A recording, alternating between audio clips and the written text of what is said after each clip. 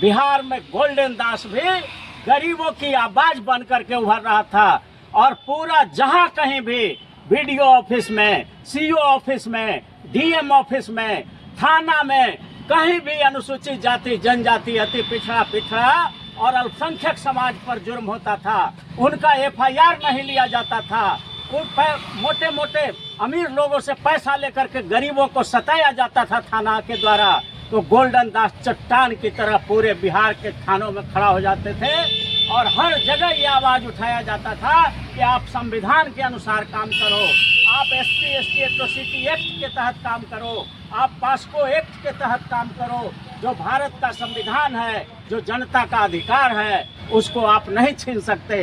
तो इस गोल्डन दास के इस रवैया से पूरे बिहार के भ्रष्टाचारी जितना भी पुलिस पदाधिकारी था, सब के सब घबरा गया, क्योंकि उनका जो कमाई हो रहा था, नाजायज कमाई जो हो रहा था थानों में, वो बंद होने लगा था। सब लोग गोल्डन दास के पास पहुंचते थे और गोल्डन दास ऐसे छुप करके नहीं जाते थे, भारत का संविधान लेकर के जाते थे, पास्को एक्ट की किताब लेकर के जाते थे, एससी एसटी एट्रोसिटी एक्ट का किताब लेकर के जाते थे, और भी जितने कानून के किताबें हैं वो सब लेकर के थाना में जाते थे, वीडियो के यहाँ जाते थे, सीओ के यहाँ जाते थे।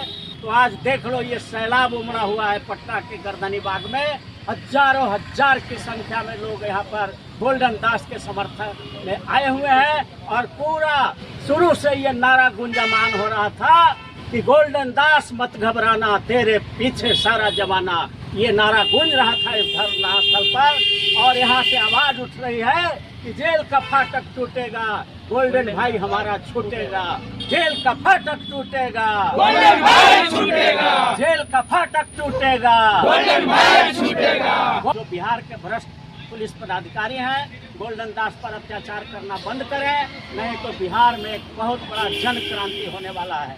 जहां पर हुआ था मुजफ्फरपुर में जो कांड हुआ, वहां पर बिल्कुल शांति तरीके से प्रदर्शन हो रहा था। कहीं भी कोई इनके लोगों ने कोई आर्म्स या किसी तरह का कोई वेपन नहीं लिया हुआ था। और साथ उल्टा देखने को मिला वीडियो क्लिप्स में है कि पुलिस ही अत्याचार कर रही थी, पुलिस जो है गाड़ियों का शीशा तोड़ रही है और काफी हाईवॉक क्रिएट किए हुए थे। तो और ये धरना प्रदर्शन शांति रूप से करना फंडामेंटल राइट है, तो इस हक को कोई नोटिस कर दे कि परमिशन की जरूरत है, कोई एक ऑर्डर निकाल दे कि परमिशन की जरूरत है, तो ये संविधान के आर्टिकल 13 का खुल्ला उल्लंघन है। इसलिए ऐसे लोग देशद्रोही हैं जो परमिशन की बात करते हैं। संविधान में कहीं परमिशन की बात नहीं है धरना, शांतिपूर्ण धरना और प्रदर्शन के लिए।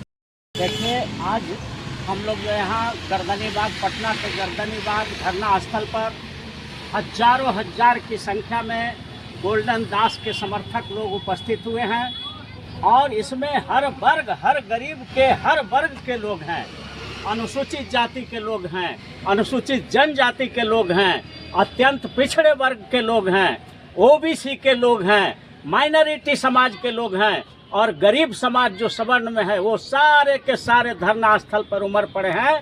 क्योंकि गोल्डन दास जिस तरह से बुद्ध ने कहा था बहुजन हिताय बहुजन सुखाय की बात करो, ठीक उसी प्रकार बाबा साहब ने बहुजनों के हित के लिए भारत के संविधान में अनुसूचित जाति, जनजाति, अति पिछड़ा और अल्पसंख्यकों के लिए विशेष अवसर का मौका दिया। ठीक उसी प्रकार बिहार लेलिन अमर शहीद जगदेव प्रसाद ने कहा कि 100 में 90 शोषित है, 90 भाग हमारा है, 10 का शासन 90 पर नहीं चलेगा। मान्यवर कांसी राम साहब ने भी यही लड़ाई लड़ा गरीबों का, 85 की लड़ाई लड़ो, अमीरों की लड़ाई लड़ने की कोई जरूरत नहीं है। और उसी के कड़ी में बिहार में गोल्डन दास भी गरीबों की आवाज बन करके उभर रहा था और पूरा जहां कहीं भी बीडीओ ऑफिस में, सीओ ऑफिस में, डीएम ऑफिस में, थाना में कहीं भी अनुसूचित जाति, जनजाति, अति पिछड़ा और अल्पसंख्यक समाज पर जुर्म होता था, उनका एफआईआर नहीं लिया जाता था। मोटे मोटे अमीर लोगों से पैसा लेकर के गरीबों को सताया जाता था थाना के द्वारा, तो गोल्डन दास चट्टान की तरह पूरे बिहार के थानों में खड़ा हो जाते थे और हर जगह ये आवाज उठाया जाता था कि कि आप संविधान के अनुसार काम करो, आप SC/ST एट्रोसिटी एक्ट के तहत काम करो, आप पास्को एक्ट के तहत काम करो। जो भारत का संविधान है, जो जनता का अधिकार है, उसको आप नहीं छीन सकते। तो इस गोल्डन दास के इस रवैया से पूरे बिहार के भ्रष्टाचारी जितना भी पुलिस पदाधिकारी था, सब के सब घबरा गया। चूंकि उनका जो है जो कमाई हो रहा था, नाजायज कमाई जो हो रहा था थानों में, वो बंद होने लगा था। सब लोग गोल्डन दास के पास पहुंचते थे और गोल्डन दास ऐसे छुप करके नहीं जाते थे, भारत का संविधान लेकर के जाते थे, पास्को एक्ट की किताब लेकर के जाते थे, SC/ST एट्रोसिटी एक्ट का किताब लेकर के जाते थे, और भी जितने कानून के किताबें हैं वो सब लेकर के थाना में जाते थे, BDO के यहाँ जाते थे, CO के यहाँ जाते थे, और सिर्फ यही काम करते थे कि भाई जो भारत का संविधान कहता है, जो IPC कहता है, जो एविडेंस एक्ट कहता है, जो SC/ST एट्रोसिटी एक्ट कहता है, जो पास्को एक्ट कहता है, उसी के तहत आप काम करिए। और ये कहीं से भी गलत नहीं था, क्योंकि भारत के संविधान का आर्टिकल 19 कहता है कि देश के हर नागरिक अपना संगठन बना करके अपनी आवाज और जनता को न्याय दिलाने का काम कर सकता है। वही काम गोल्डन दास कर रहे थे, और इसी गोल्डन दास के ये संवैधानिक काम से घबरा करके जो आरक्षण विरोधी जो अफसर थे थाना में, या जो कहिए कि भ्रष्ट ऑफिसर थे पुलिस का, वो सारे के सारे लोग इनके खिलाफ हो गए। तो आज देख लो, ये सैलाब उमड़ा हुआ है पटना के गर्दनी बाग में, हजारों हजार की संख्या में लोग यहाँ पर गोल्डन दास के समर्थन में आए हुए हैं। और पूरा शुरू से ये नारा गुंजमान हो रहा था कि गोल्डन दास मत घबराना, तेरे पीछे सारा जमाना। ये नारा गूंज रहा था इस धरना स्थल पर, और यहाँ से आवाज उठ रही है कि जेल का फाटक टूटेगा, गोल्डन भाई हमारा छूटेगा, जेल का फाटक टूटेगा, गोल्डन भाई छूटेगा, जेल का फाटक टूटेगा, गोल्डन भाई छूटेगा, गोल्डन दास मत घबराना, तेरे पीछे सारा जमाना, गोल्डन दास मत घबराना। तेरे पीछे सारा जमाना। तो इन्हीं बातों के साथ मैं ये कहना चाहता हूँ कि जो बिहार के भ्रष्ट पुलिस पदाधिकारी हैं, गोल्डन दास पर अत्याचार करना बंद करें, नहीं तो बिहार में एक बहुत बड़ा जन क्रांति होने वाला है। बहुत बहुत धन्यवाद। नमो बुद्धाय, जय भीम, जय भारत। अपराधी भी बताया जा रहा है गोल्डन दास को सर। ये अपराधी बताने वाले लोग खुद अपराधी हैं, क्योंकि संविधान के तहत काम करना कहीं से कोई अपराध नहीं होता है।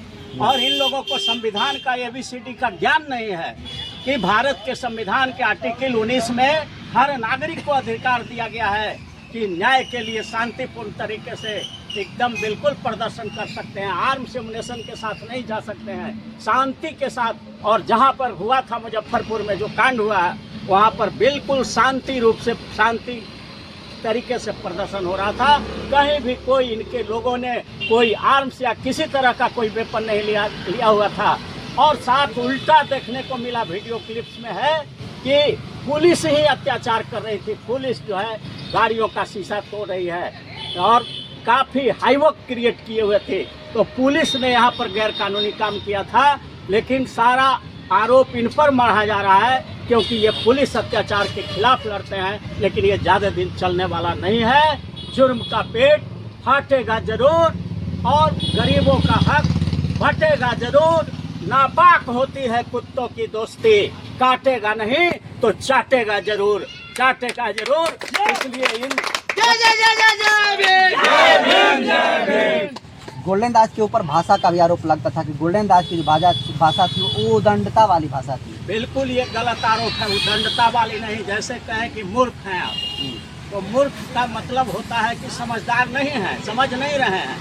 और वो किताब दे करके समझाते थे कि देखिए ये सेक्शन अपहरण, जब लड़की को 12 बजे रात में माता पिता के सामने, नाबालिग लड़की 14 बरस की है, उसको उठा करके 5 अपराधी ले जाते हैं, तो एक रिक्शा चलाने वाला भी कह सकता है कि अपहरण करके ले गया तो अपहरण का धारा लगना चाहिए। लेकिन पुलिस ने अपहरण का धारा नहीं लगाया।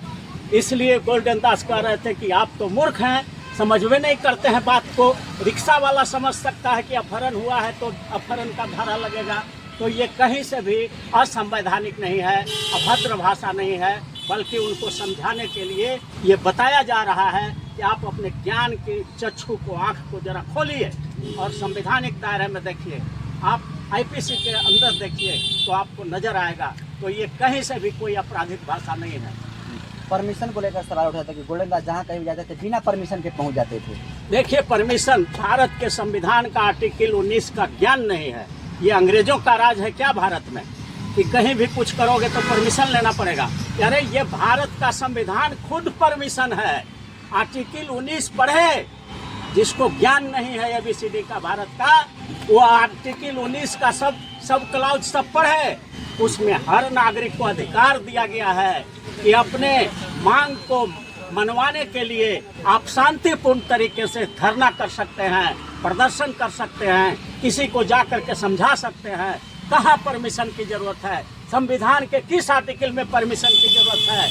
19 आर्टिकल फंडामेंटल राइट है, हर नागरिक का मौलिक अधिकार है। जन्म लेते ही वो अधिकार हमको मिल जाता है। तो ये जो लोग कहते हैं कि बिना परमिशन लेकर के जाते थे, तो क्या अंग्रेजों का राज है क्या? यहाँ जनता का राज है और जनता के लिए है और जनता के द्वारा है।